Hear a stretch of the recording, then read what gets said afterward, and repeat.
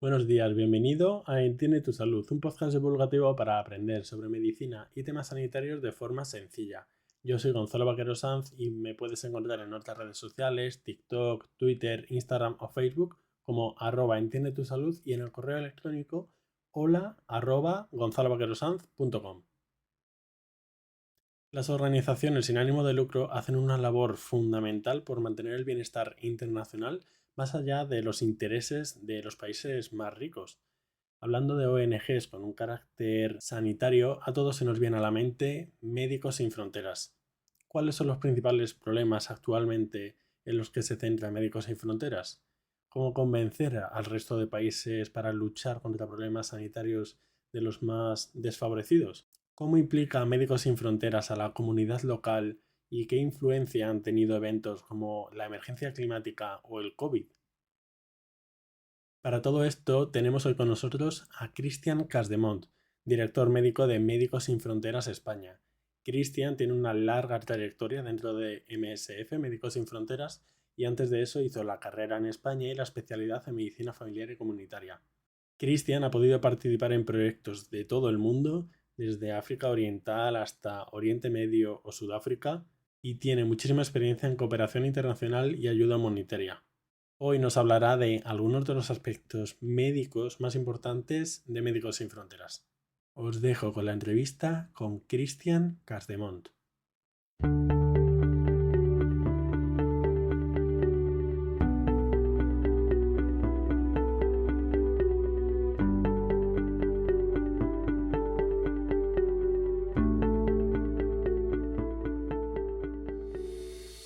Buenos días, Cristian. Un placer tenerte con nosotros.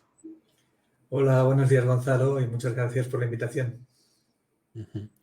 Empieza poniéndonos en contexto de qué es Médicos Sin Fronteras, cuáles son vuestras principales líneas de trabajo, porque imagino que en realidad a casi todo el mundo le sonará Médicos Sin Fronteras, y a qué te dedicas tú dentro de esta organización. Vale. Bueno, pues Médicos Sin Fronteras es una ONG internacional muy antigua, una de las primeras que se hizo dedicada al ámbito de la salud. Tenemos el honor de haber recibido el premio Nobel hace ya unos cuantos años por la labor médico-humanitaria que hacemos. Y lo que hacemos básicamente es asistir a víctimas de conflictos y emergencias en los lugares más sensibles y complejos del mundo, habitualmente en zonas de conflicto, pero no necesariamente. Y hacemos esto con una vocación médico-humanitaria y intentando siempre en nuestra acción dar testimonio de lo que está ocurriendo en aquellos lugares donde vamos, porque en muchas ocasiones somos los únicos que estamos presentes en estas zonas. Y ese testimonio es muy importante para llamar a otros actores o para denunciar lo que está ocurriendo. ¿Y a qué te dedicas tú dentro de Médicos Sin Fronteras? ¿Cuál es tu labor?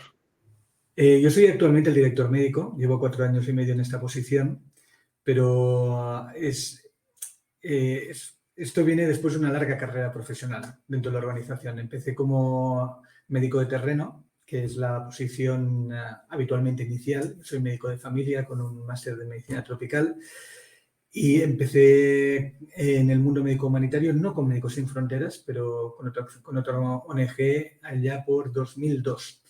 Me uní a MSF en 2005 y desde entonces he estado trabajando en la organización, primero como médico de terreno, después como coordinador médico en varias de las misiones en las que tenemos y finalmente en la sede de Médicos Sin Fronteras como responsable de programas médicos y luego como jefe de unidad médico operacional y finalmente como director médico.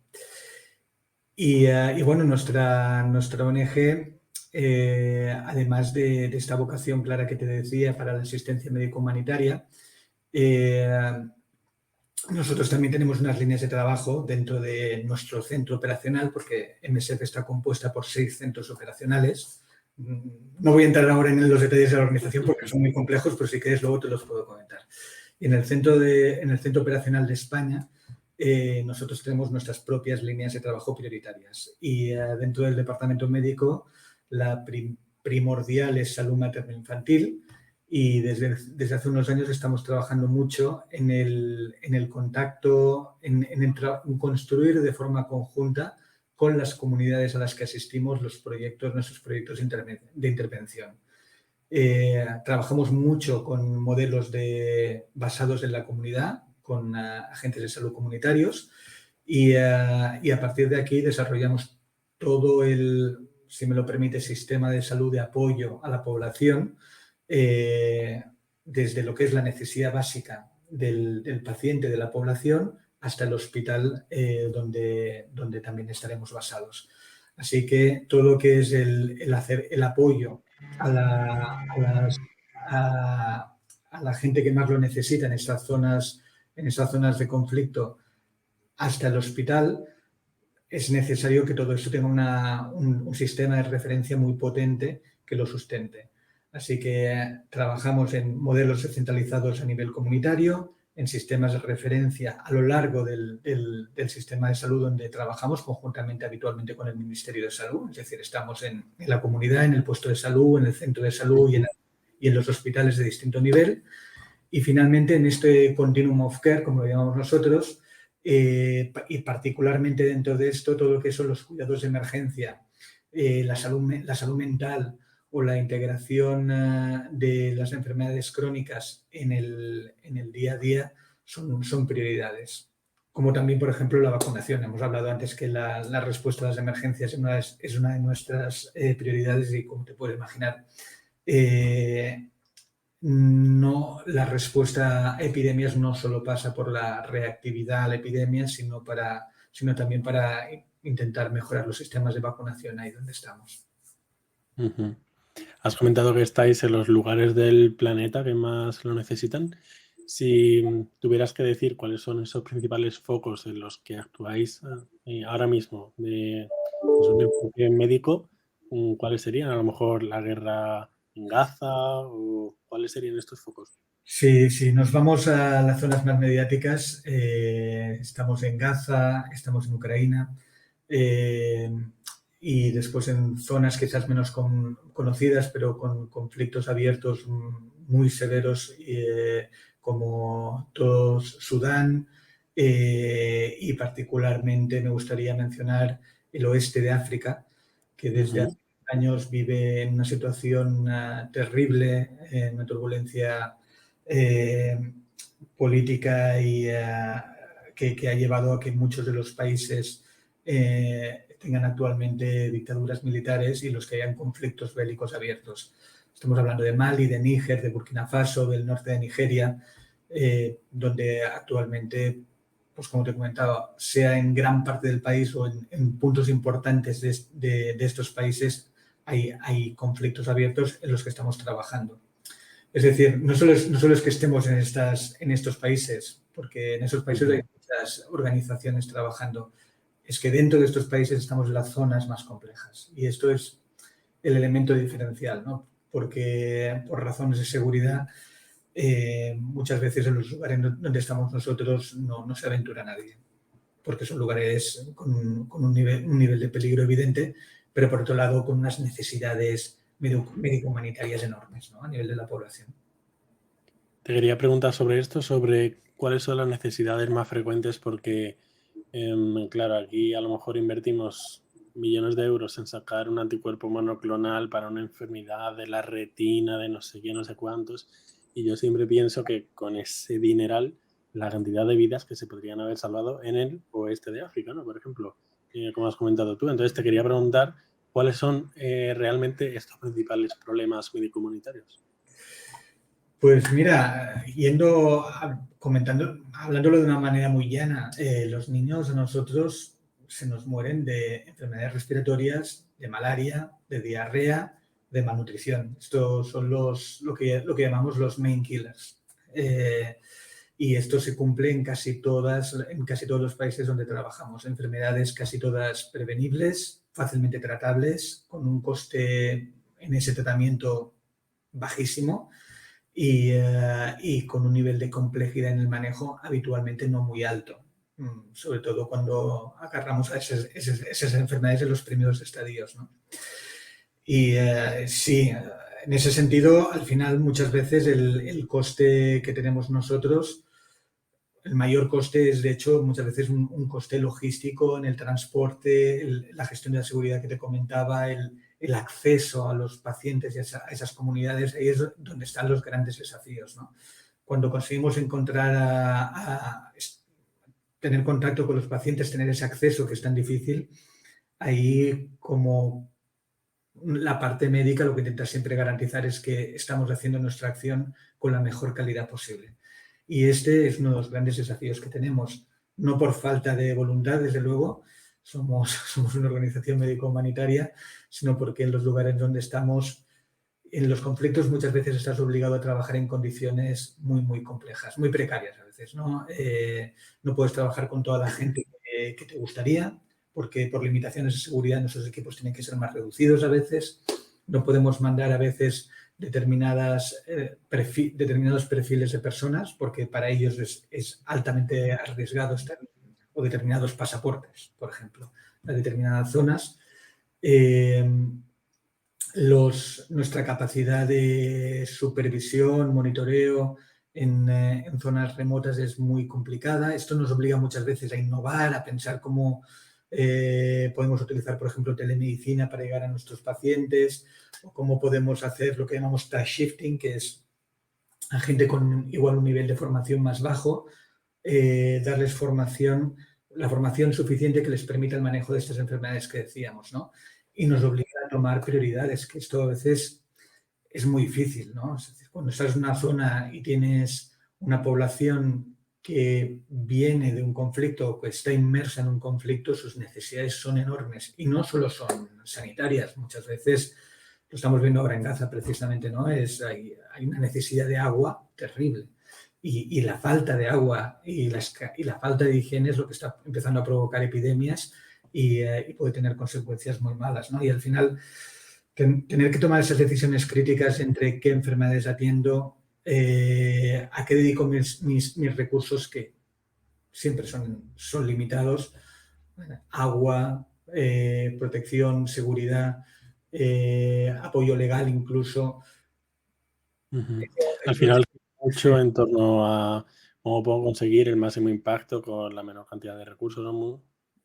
Mucho en torno a esto de ayuda efectiva, que es un término que escucho mucho últimamente, el tema de ayuda efectiva, que estoy seguro que tú estarás familiarizado con él. Y yo creo, sí, el tema de ayuda efectiva muchas veces también se ha utilizado con una idea que me parece muy válida, y es evitar el ser lo más eficientes posibles en la provisión de esta ayuda. Ahora bien, de la misma manera que nosotros a la hora de tomar esas decisiones críticas que te comentaba, intentamos ser también muy eficientes, es decir, qué podemos maximizar o qué actividades nos van a dar el mayor impacto. También es muy importante tener en cuenta que a veces la población más vulnerable es la más inaccesible, y el coste que tenemos de llegar hasta ellos tiene que asociarse a esto, ¿no? Y a veces, no sé, por ejemplo, si tenemos una mortalidad muy elevada neonatal, que esto nos lo estamos encontrando mucho últimamente, o pediátrica, hay un coste asociado a la hora de enviar especialistas a una determinada zona, o de mandar determinados equipamientos médicos, etcétera, etcétera, ¿no? O sea, al final, o quizás estamos en un lugar donde esto pasaba muy a menudo antes, ahora quizás ya no es tan frecuente, donde la prevalencia de VIH es muy alta. Y sabemos que el coste de tratar a estos pacientes también es muy elevado, ¿no? Al final, tienes que hacer un balance entre vulnerabilidad de esta población, pertinencia de nuestra organización de estar en ese lugar, maximizar el impacto en la medida de lo posible y ver si realmente somos el único actor, que muchas veces ocurre. Entonces, cuando una serie de elementos se dan, al final tomamos esta decisión crítica que nos lleva a actuar. Pero en términos de maximizar o ser lo más eficientes posible, una de las cosas que intentamos hacer muy a menudo es utilizar lo que llamamos las ventanas de oportunidad.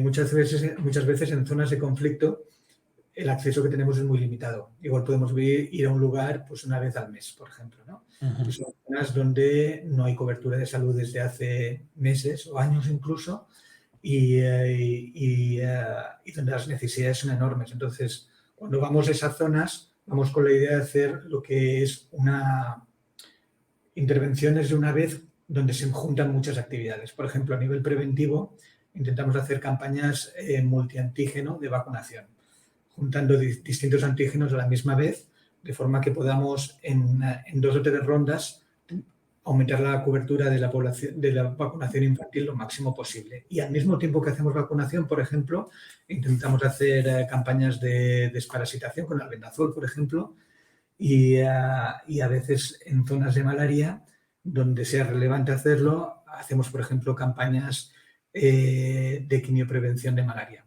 que también puede seguir una pauta mensual en los picos de malaria más adecuados. Así que esta idea de lo que llamamos paquetes preventivos y curativos, al final es lo que te puede dar muchas veces un mayor impacto a corto o Ujú. medio plazo.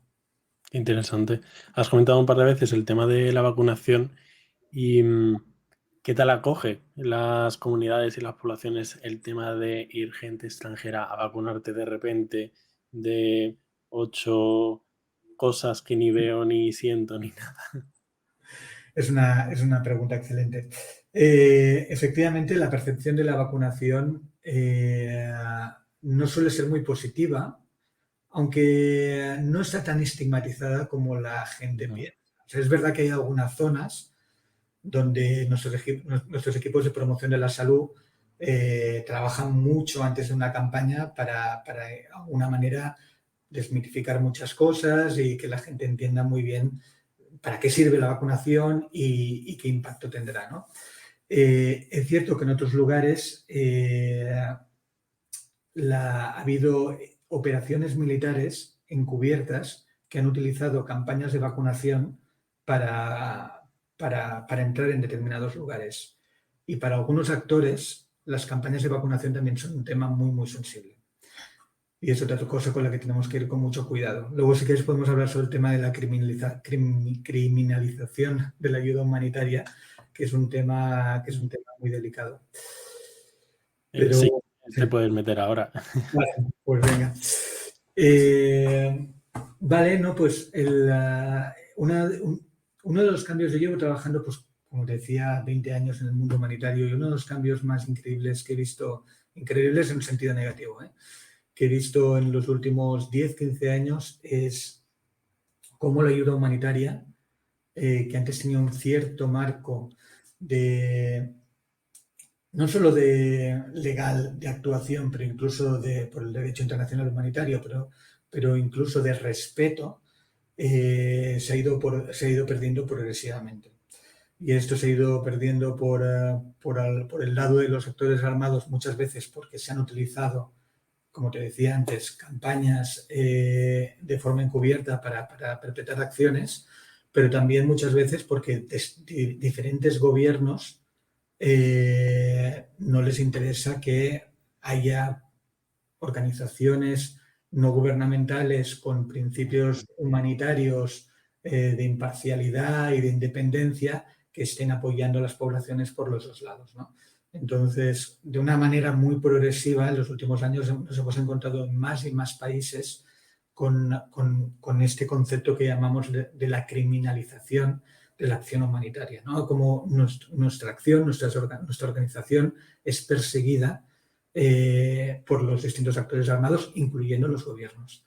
Y esto ha dificultado enormemente nuestra acción y ha aumentado muchísimo el riesgo también de nuestra acción. Ujú. Y es un tema altamente preocupante. El número de hospitales bombardeados en los últimos años, compañeros nuestros que han fallecido en esas acciones, es terrible. Y la deriva es muy, muy preocupante porque realmente si las ONGs no podemos estar en determinados lugares, no habrá nadie. Y la acción que te comentaba antes, además de la médico humanitaria, del testimonio, se perderá y nadie sabrá qué está pasando exactamente hoy. Si hoy tú me preguntas por algunas de estas zonas que estábamos hablando, de Sudán, de África del Oeste, de África Central, todo el Middle East y podemos hablar de Siria, de Yemen, de Afganistán, de Palestina. Lo que yo te voy a transmitir a ti es lo que mis compañeros me dicen. Y este es el valor añadido que podemos traer, ¿no? O sea, tenemos nuestros compañeros que han estado en muchos lugares distintos, que están ahí operando, están ahí pasando consultas, están construyendo hospitales y ven, e interactúan con la población y nos transmiten los mensajes, ¿no? Y no poder hacer esto es un enorme riesgo para esa población. Cristian, otro tema diferente. ¿Cómo ha afectado a los países de una forma global a los que estáis acostumbrados a ir el tema de la pandemia del COVID? ¿Ha sido realmente un antes y un después? Porque creo que hemos corrido un tupido velo y somos totalmente ignorantes de lo que puede estar ocurriendo en zonas que no salen nunca en la televisión, que ha supuesto el COVID. Mira, es una pregunta muy, muy importante, desde luego. Durante una gran parte del COVID, y no solo había un mensaje que también lo transmitían varios países africanos, y lo digo tranquilamente porque yo he sido testimonio de ello, que decían que el COVID estaba afectando muy, muy poco. Y había argumentos ahí que se ponían sobre la mesa, que si la de una población mucho más joven, con un sistema inmunitario mucho más desarrollado por el número de enfermedades infecciosas. Es cierto que quizás en los proyectos en los que estábamos nosotros, la avalancha masiva de casos que vimos en lugares en Europa o en Estados Unidos, quizás no la encontramos. Sin embargo, hemos hecho encuestas de mortalidad retrospectiva en distintos países que han demostrado picos de mortalidad muy importantes. El por qué esos pacientes nunca se llegaron a atender o hasta qué punto esos pacientes cuando se atendieron no fueron diagnosticados correctamente porque la capacidad de hacer PCR en muchos de estos lugares era extremadamente limitada, pues bueno, ahí está una de las preguntas que podemos hacernos, ¿no? Pero dicho sea esto, el impacto que tuvo para nosotros como organización fue durísimo. O sea, ya con las dificultades de acceso que te comentaba antes, añádele el confinamiento, ¿no? De nuestros equipos, de nuestros compañeros de terreno. O sea, fue una auténtica pesadilla poder dar apoyo, brindar la acción médico-humanitaria que solemos hacer. Pero bueno, después hubo un impacto muy importante también sobre la salud de nuestro propio staff y tuvimos que evacuar a bastante gente y llevarlo a otros países. Y después sí que los hospitales que mantuvimos abiertos, hubo en algunas zonas del mundo sí que hubo un desbordamiento muy, muy importante, ¿no? Sin embargo, el mayor impacto del COVID en estos países, de largo, ha sido lo que estaba por venir. O sea, lo que pasó con el COVID es que tuvo un impacto súper negativo en todos los programas extendidos de vacunación. Y ha habido una caída brutal, masiva, de coberturas que ha propiciado que desde hace 2 años el número de epidemias de sarampión, por ejemplo, se haya multiplicado en distintos Estaba países. saliendo ahora en las noticias, de hecho. Pues mira, no lo sabía, pero en nuestro caso es experiencia vivida y casi te diría de forma traumática, porque no alcanzamos. O sea, y de hecho, ahí lo que te comentaba antes, que una de nuestras líneas de trabajo prioritarias es la vacunación, ¿no? Y las campañas multiantígeno, porque necesitamos realmente subir esas coberturas lo antes posible, porque estamos viendo que una detrás de otra las epidemias están llegando y con un impacto en algunos lugares muy, muy, muy, muy difícil. Así que, bueno, y después a nivel del COVID, ya hablando del acceso de la población de muchos de estos países de renta media y baja a la vacuna, ha sido muy, muy, muy pobre. A pesar de que teóricamente se crearon grupos y mecanismos de coordinación internacional para garantizar un mejor acceso a la vacuna de COVID a esos países donde tenían más dificultades para comprarla o más dificultades para distribuirla, la realidad luego a nivel práctico es que esto no ha funcionado y que las coberturas han sido muy, muy, muy bajas. Cristian, y como director médico también quería preguntarte acerca de las consecuencias que tiene en salud la emergencia climática también a nivel internacional y global, porque también viendo el otro día, bueno, datos de organizaciones como la OMS o la Organización Mundial de Meteorología, siempre se dice que los más afectados son los países más vulnerables, cosa que desconocerá muchísima gente. ¿Cómo lo habéis visto vosotros en el campo? Pues como lo explican esas organizaciones, lo que estamos viendo es que cada vez más hay, por ejemplo, hay emergencias que se derivan de catástrofes naturales. A veces esas catástrofes naturales pueden estar como encubiertas, para que nos entendamos. Es decir, puede ser que, por ejemplo, un año llueva menos y al siguiente mucho menos, y al cabo de 3 años de una situación más o menos normalizada, de repente tengas una hambruna. Pero cuando miras para atrás, lo que pasa es que ha estado lloviendo poco desde hace 3 o 4 años, ¿no? Y después puede ser completamente al contrario. Tenemos cada vez más emergencias por floods, por Eh, por inundaciones. Sí, de hecho lo que el cambio climático y su impacto en los lugares donde trabajamos se ha convertido en uno de nuestros pilares estratégicos desde hace 2 años. Y una de las cosas que estamos intentando hacer es mejorar el monitoreo y el análisis de las causas de las emergencias. O sea, lo que queremos hacer es documentar mejor de todas estas epidemias o hambrunas a las que estamos respondiendo, cuántas de ellas obedecen a un problema de cambio climático. ujú. Porque para nosotros, de alguna manera, es un trabajo normalizado, lamentablemente. Pero claro, cuando tú eres capaz de documentar bien esto y decir, no, mira, que si el año pasado tuve que intervenir en 6 hambrunas, el 50% era básicamente por causas casi seguro atribuidas a cambio climático. Y empiezas a pasar un mensaje más claro de hasta qué punto esto empieza a ser parte de tu core business, ¿no? De las cosas a las que realmente tienes que dedicar toda tu energía. Y lo que estamos viendo es que cada vez más el cambio climático está detrás de muchas de estas emergencias. Ujú. Y para solucionar todos estos problemas es fundamental la ayuda de los países más avanzados. Em, ¿Cómo intentáis convencer a estos países con más dinero, con más recursos para ayudar, por ejemplo, a problemas que antes comentaste, la tuberculosis, Mm. que puede cobrarse 1 millón, 1,5 millones de vidas cada año a nivel mundial? Y que además cuyo tratamiento se sabe. O sea, tú te tomas estos 3 antibióticos durante, vale, son meses, pero te curas. Y si no, tiene una mortalidad muy alta, ¿no? La tuberculosis activa. ¿Cómo convences a los distintos actores para ayudar a esto? Pues mira, tenemos varias maneras de hacer eso.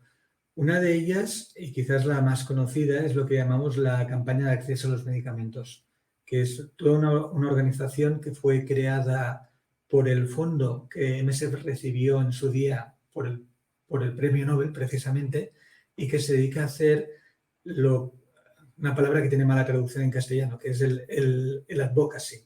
Es decir, ¿No?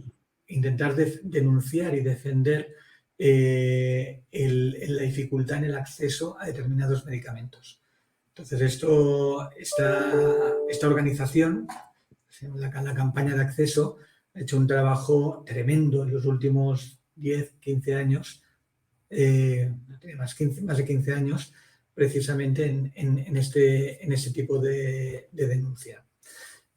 Mostrando un poco, por ejemplo, cómo una compañía farmacéutica no permite que un medicamento sea patentado o se fabrique de forma genérica en otro país y intentando precisamente denunciando ese tipo de cosas, intentamos liberalizar las patentes o intentamos hacer presión para que las farmacéuticas bajen el precio para unos determinados países. Esto es una acción muy integrada dentro del ADN de MESEF y que creo que habitualmente tiene un impacto muy, muy alto. Después, otra manera que tenemos es a través de lo que llamamos la investigación operacional. Investigación, para entendernos.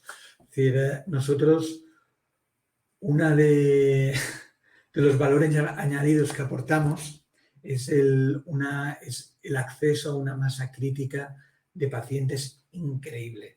Nosotros no nos dedicamos por defecto a investigación, pero somos muy conscientes de que determinadas enfermedades, si no las investigamos nosotros o organizaciones afines, pocos fondos recibirán para desarrollar nuevos medicamentos o para mirar nuevas estrategias de dispensación, por ejemplo, ¿no?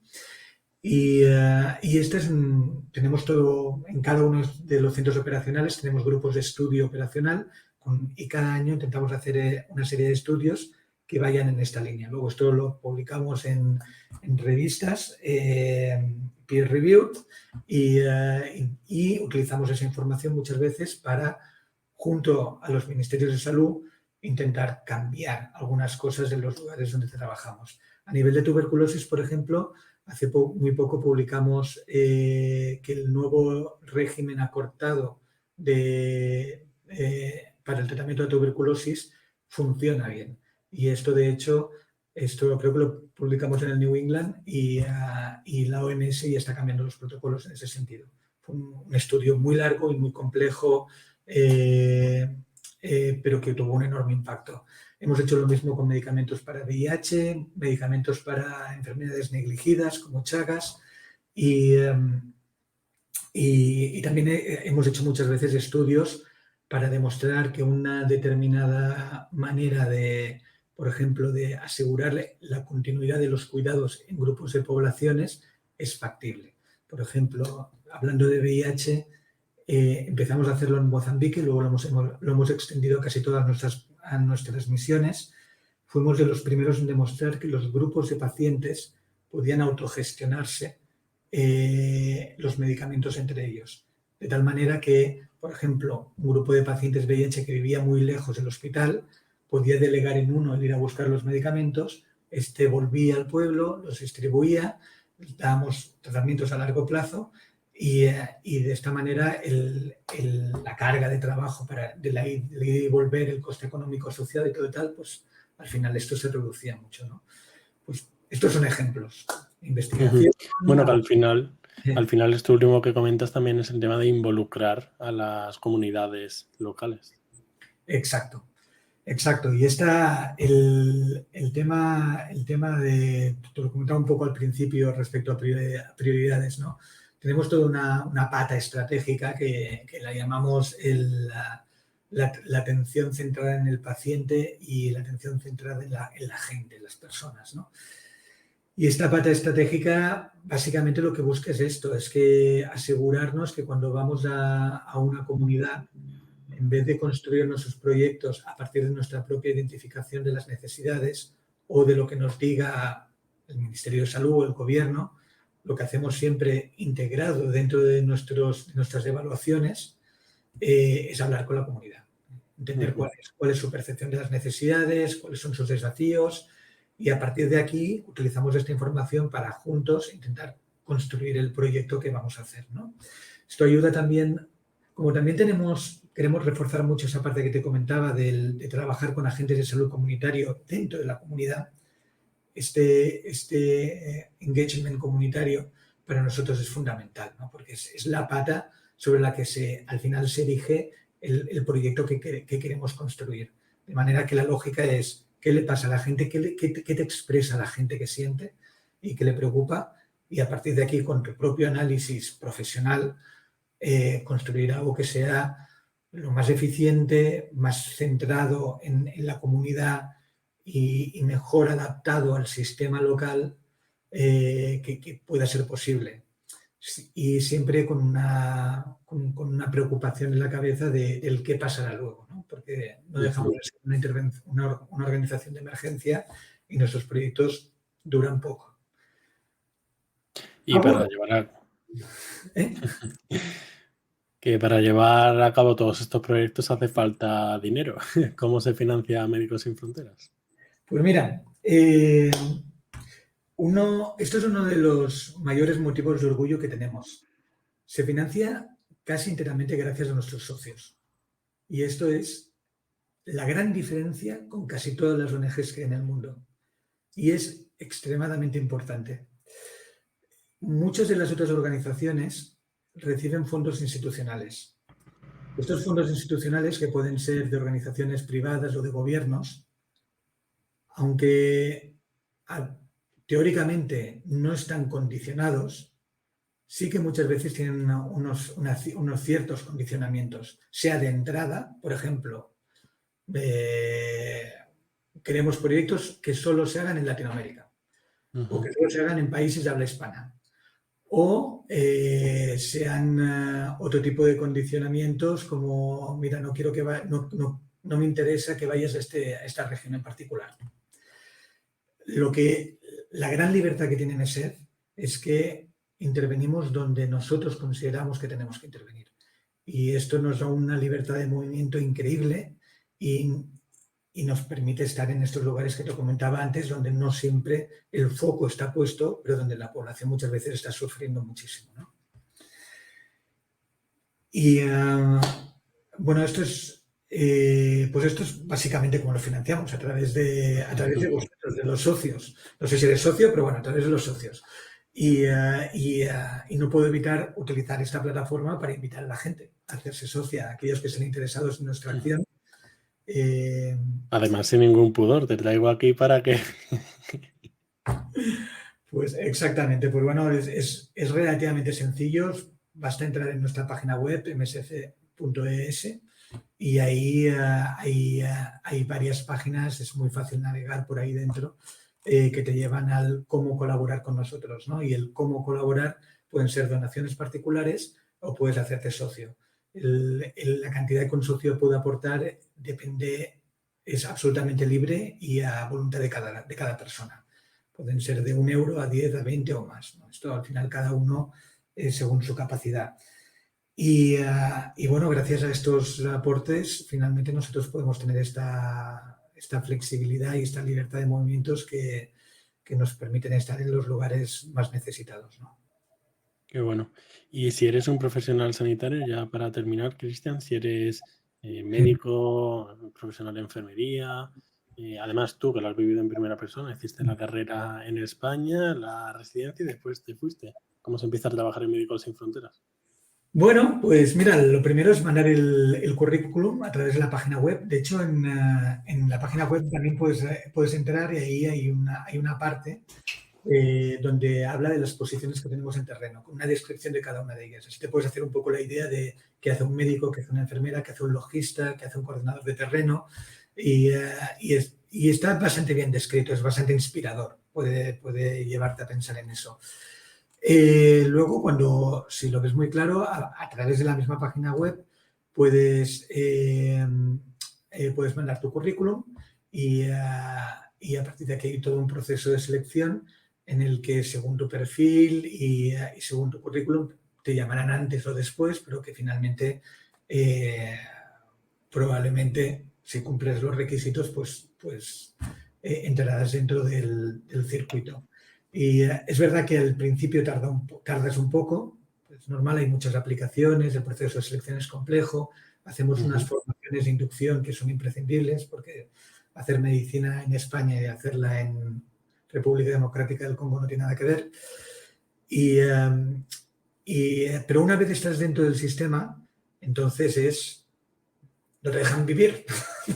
Vuelves, descansas, vuelves a salir y es muy bonito. Si te gusta el mundo humanitario, es un ciclo de la vida que yo lo he vivido y que es maravilloso. A nivel vocacional te llena muchísimo.